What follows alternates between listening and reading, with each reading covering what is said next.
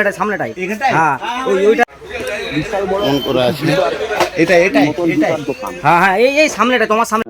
Actually কি জুতার দোকান মানে কি সমস্ত জুতাই খাপে থাকে।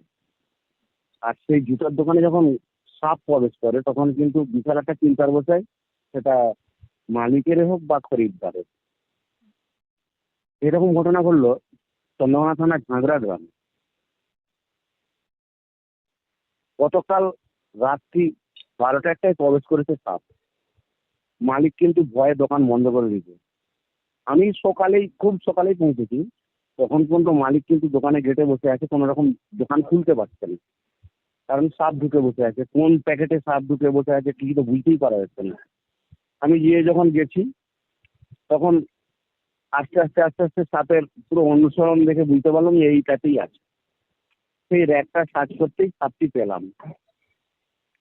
একটা হচ্ছে টোটাল সব নিচের জুতাগুলোকে সরিয়ে আমরা সাপটি উদ্ধার করলাম। সামনে কি ঝোপ জঙ্গল ছিল? না, কোনো কিছু নেই। ওটা তো একটা মেন রোড, তার পাশে দোকান, কোনো ঝোপ জঙ্গল কিচ্ছু নেই।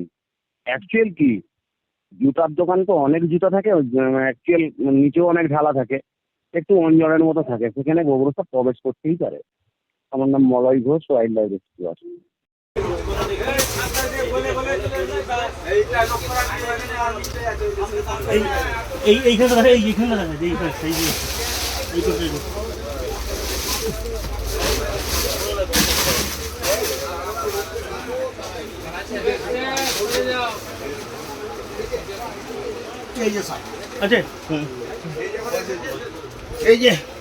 এই যে এখানটায় সাপটা আছে। ও এই গোবর আছে। ব্যবস্থা করে একটা ডিবা নিয়ে এসো। ডিবা উঠে দাঁড়িয়ে থাকি মারা পুলিশ ব্যাগ খুলি।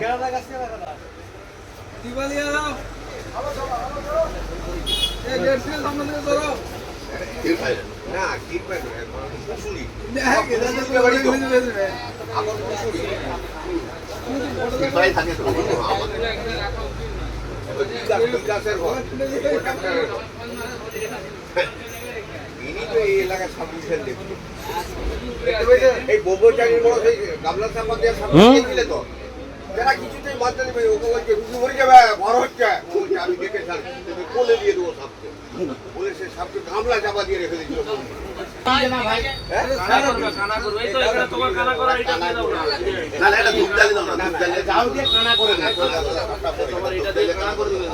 একটি বিশাল জুতার দোকান ঘাটাল চন্দ্রকোনা থানার ঝাঁকড়া গ্রামে একটি বিশাল জুতার দোকান। সেই জুতার খাপের মধ্যে লুকিয়ে আছে ভয়ঙ্কর গোবর সাপ। আমরা উদ্ধার করতে এসেছি, ওরা কিভাবে উদ্ধার করছি সেটা দেখতে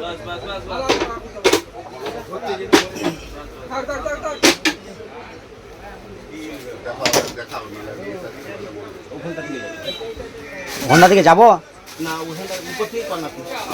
আমি ঘুরে আছি উঠে পাবো খুব বেশি বড় নয়।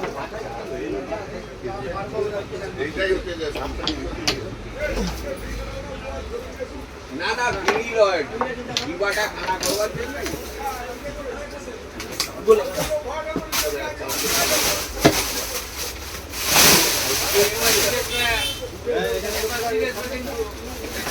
আবার চলে গেল।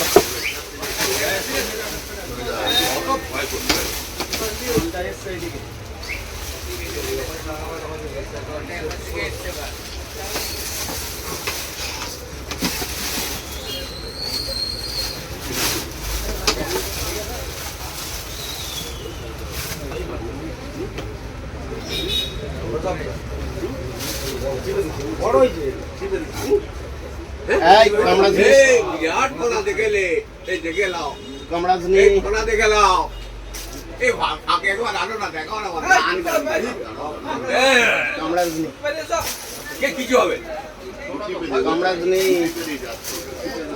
জায়গায় ধরে নিয়েছে,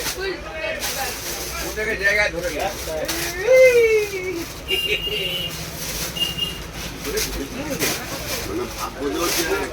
লক্ষ্য করে যদি না লক্ষ্য করছে ব্যবসা বাণিজ্য করছে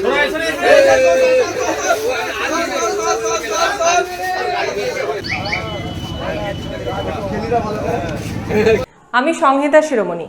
ঘাটাল মহকুমার সমস্ত খবর সঙ্গে সঙ্গে পেতে স্থানীয় সংবাদের ইউটিউব চ্যানেলটি সাবস্ক্রাইব করুন এবং তার সঙ্গে ফেসবুক পেজটিও লাইক করুন।